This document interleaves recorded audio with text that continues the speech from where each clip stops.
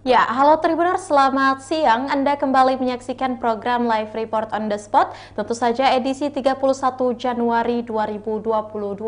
Tentu saja siang ini kami akan menyajikan informasi menarik, berita faktual yang akan dilaporkan secara langsung oleh reporter Tribun Timur dari berbagai daerah. Bersama saya Kinan Aulia, inilah Live Report on the Spot selengkapnya.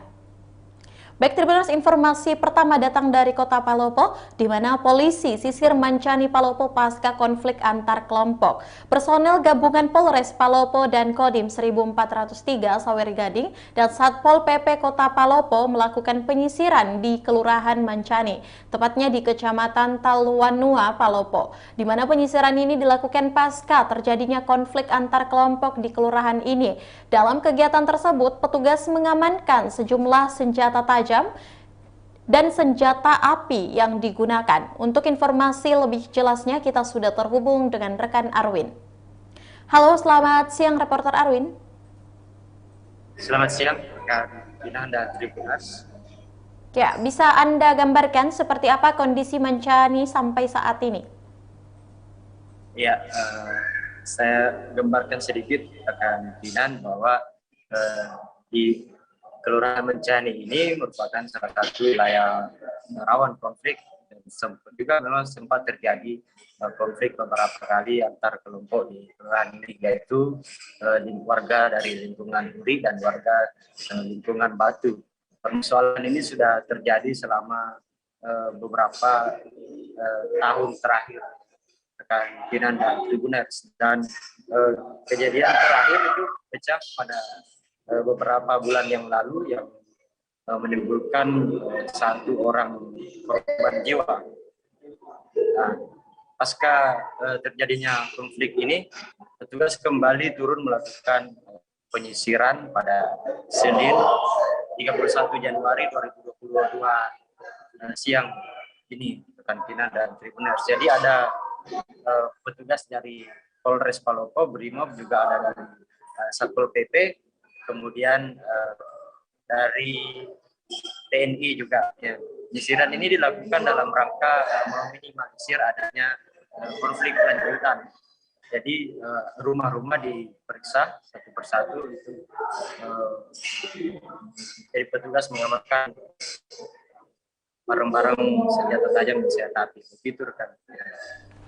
Ya, baik. Dalam penyisiran, berapa banyak personel yang diturunkan? Ya, dalam kegiatan siang tadi ada 4 peleton personil dari Polres Palopo, kemudian 1 peleton personil Brimob DKO Baibuta, kemudian 1 peleton dari petugas TNI dan 1 peleton petugas dari Satpol PP. Jadi total personil ada sekitar 200 orang, begitu rekan. Oke, baik. Berapa banyak barang bukti senjata yang ditemukan? Jadi dalam penyisiran tadi petugas berhasil mengamankan dan menyita sejumlah bukti senjata tajam dan senjata rakitan, diantaranya 4 buah anak busur, kemudian 2 buah ketapel atau busur, kemudian 2 buah senjata api rakitan, kemudian ada 8 butir amunisi peluru tajam, kemudian 1 amunisi peluru karet, dan barang bukti tersebut dibawa ke Polres Palopo untuk diamankan. Oke, baik. Terima kasih rekan Arwin untuk informasi lengkap yang telah Anda jelaskan. Selanjutnya, Tribuners, kita akan menyaksikan hasil wawancara langsung yang telah dihimpun oleh wartawan kami bersama dengan AKBP M. Yusuf Asman. Berikut liputannya. Ya, baik Tribuners, itulah tadi informasi yang telah disampaikan oleh reporter Arwin, dan terima kasih rekan Arwin, selamat bertugas kembali. Baik Tribuners, kita melangkah ke informasi berikutnya, jangan kemana-mana seusai jeda berikut.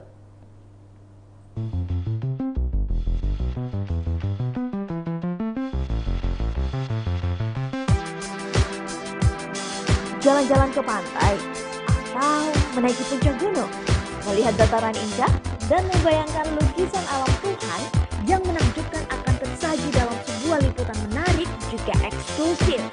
Ikuti perjalanan saya menuju destinasi paling epik di Sulawesi Selatan hanya di Wisata Virtual Tribuners.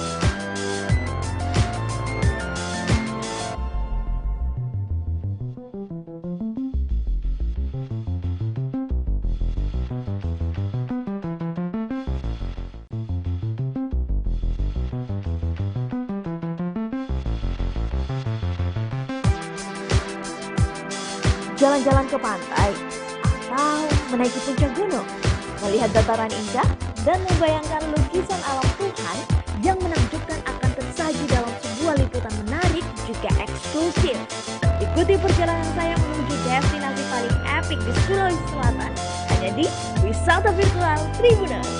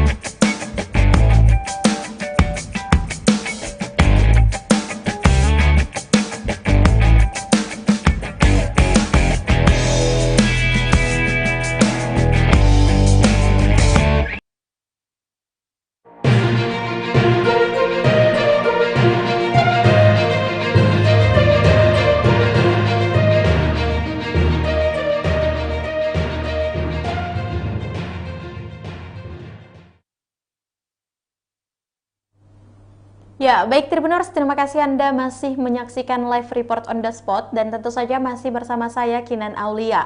Informasi berikutnya datang dari Kabupaten Baru di mana destinasi wisata Diana Waterpark baru recommended untuk dijadikan tempat berakhir pekan bersama keluarga.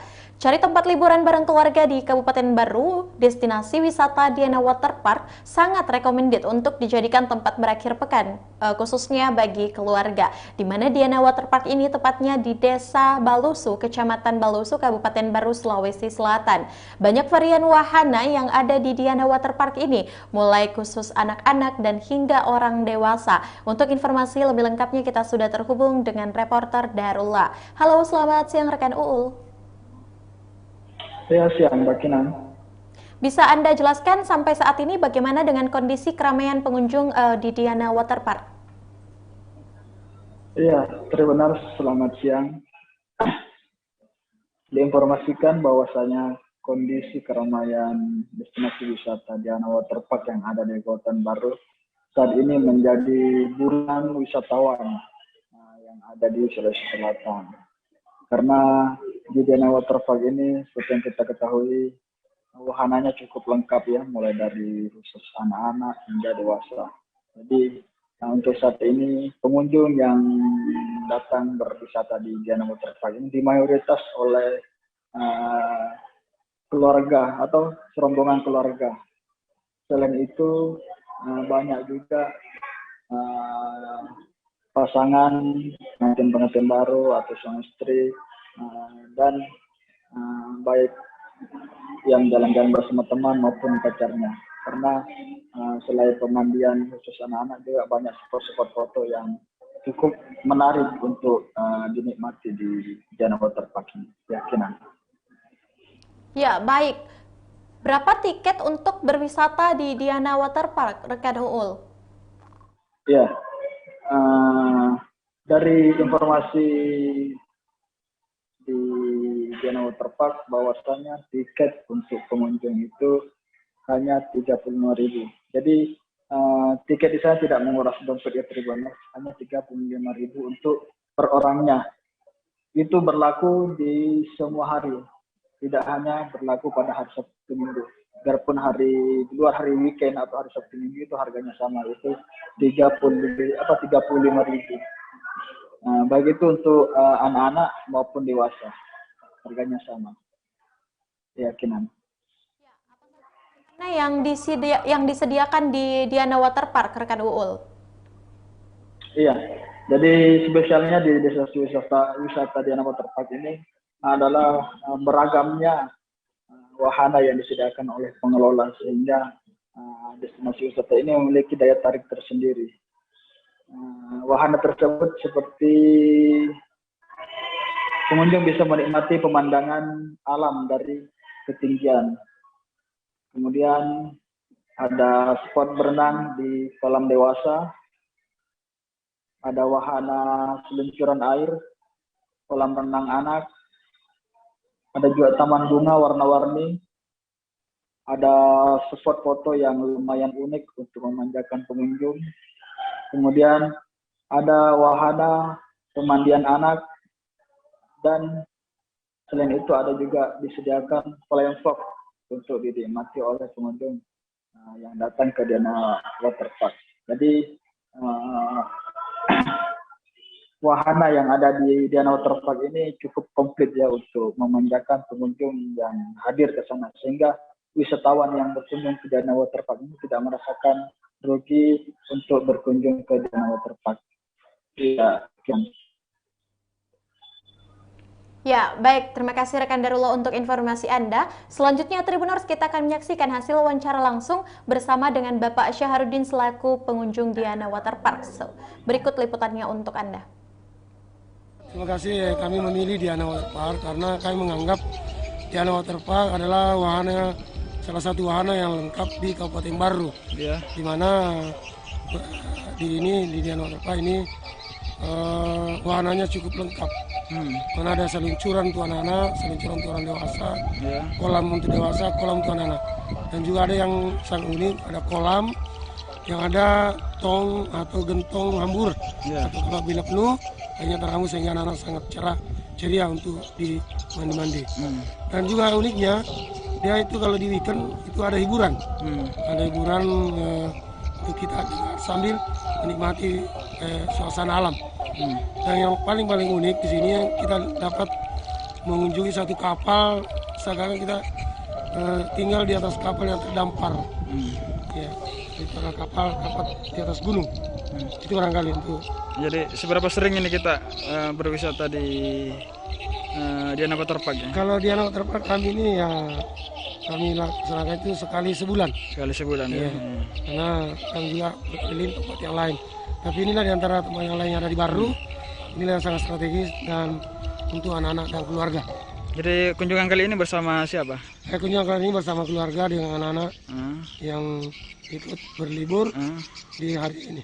Untuk harga tiketnya ini menurut Bapak ini bagaimana? Harga tiket ya bisa karena dia sekitar 35.000 dan cuma ya anak-anak juga 35.000. Dan dengar tadi di pengelola kalau ada umur tertentu itu dibebaskan. Oh iya. Umur 2 tahun dibebaskan. Oh iya, oke. Makasih Pak. Dengan Bapak siapa ini? Dengan Pak Syahrudin. Oke. Ya, itulah tadi hasil wawancara bersama dengan Bapak Syahrudin selaku pengunjung Diana Waterpark. Dan terima kasih rekan Darullah yang langsung melaporkan dari Kabupaten Baru untuk informasi Anda dan selamat bertugas kembali. Baik Tribuners, kita melangkah ke informasi berikutnya. Jangan kemana-mana seusai jeda berikut.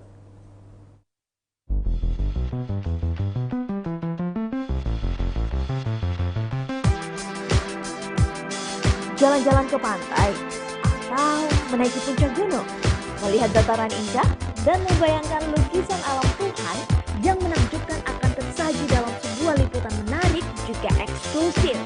Ikuti perjalanan saya menuju destinasi paling epik di Sulawesi Selatan, hanya di Wisata Virtual Tribuners.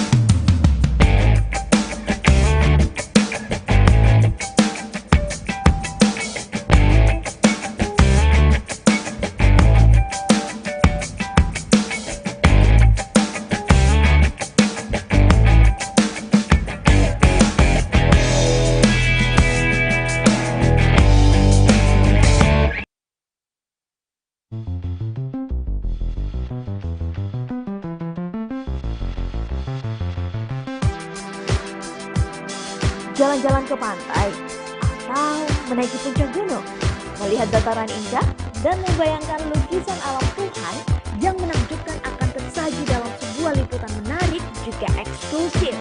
Ikuti perjalanan saya menuju destinasi paling epik di Sulawesi Selatan hanya di Wisata Virtual Tribuners.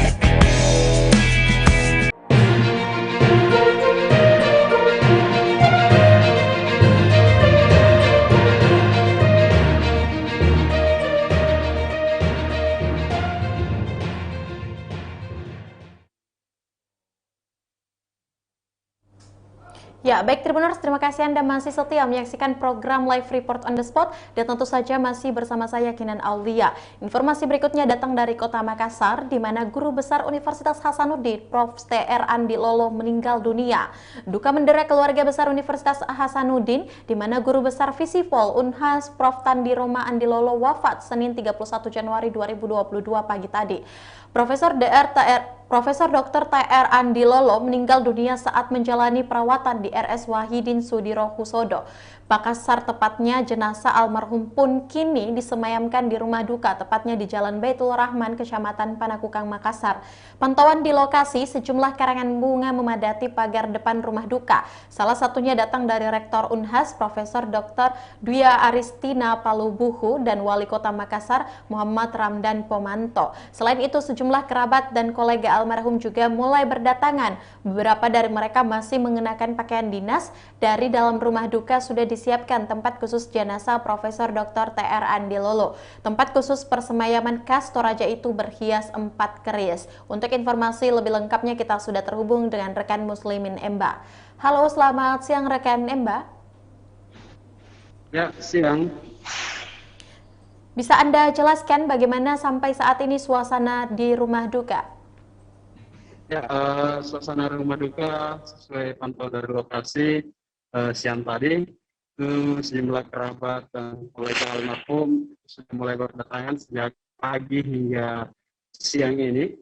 Beberapa persiapan juga seperti tenda dan kursi-kursi untuk pelayat juga tengah dipersiapkan oleh keluarga dari almarhum Prof. Dr. T.R. Andi Lolo. Begitu juga dengan persemayaman atau tempat jenazah akan disemayamkan, itu juga telah disiapkan oleh pihak keluarga. Kinan? Ya, baik rekan Mbak. Kapan meninggalnya almarhum?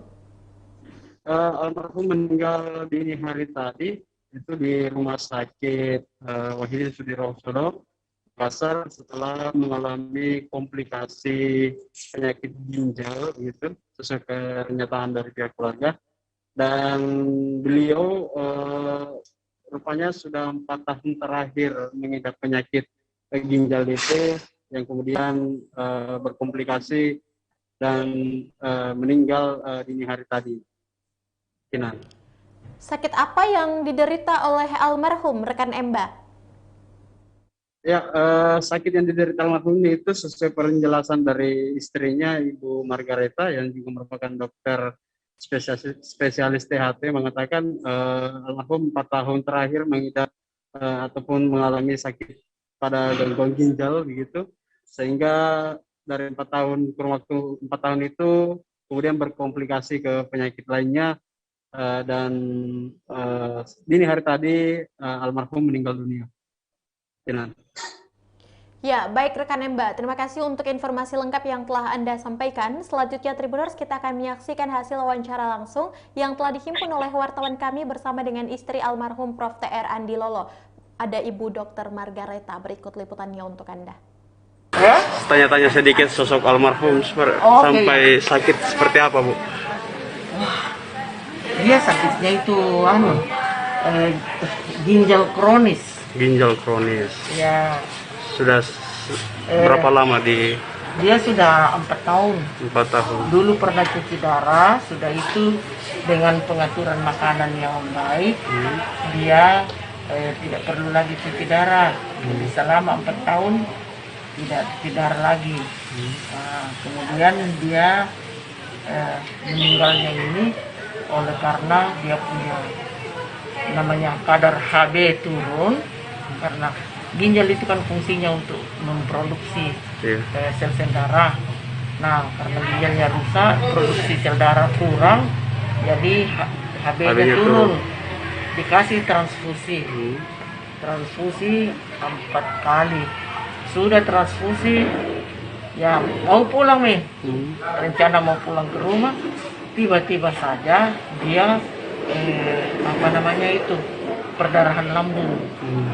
Tapi itu perdarahan lambung banyak juga disebabkan juga oleh karena penyakit ginjal kronis yang menyebabkan gangguan pada lambung. Jadi meninggal dini hari tadi, Pak, Bu, dini ya? hari tadi. Di mana? Di rumah sakit? Di Wahidin. Wahidin, di ICU. Di ICU. Ibu, untuk prosesi pemakamannya? Ya, itulah tadi hasil wawancara bersama dengan istri almarhum Profesor TR Andi Lolo, ada Ibu Dr. Margareta. Dan terima kasih rekan Muslimin Emba yang langsung melaporkan dari Kota Makassar untuk informasi Anda, dan selamat bertugas kembali. Ya, baik Tribuners, informasi tadi menutup perjumpaan kita pada siang hari ini. Jangan lupa untuk terus menyaksikan program Live Report on the Spot setiap harinya pukul 14.00 hanya di kanal YouTube dan Facebook Tribun Timur. Dan saya juga mengingatkan kepada Tribuners untuk selalu menjaga protokol kesehatan dan jangan lupa melakukan vaksinasi. Sekian Aulia mewakili kru yang bekerja pamit. Terima kasih dan sampai jumpa.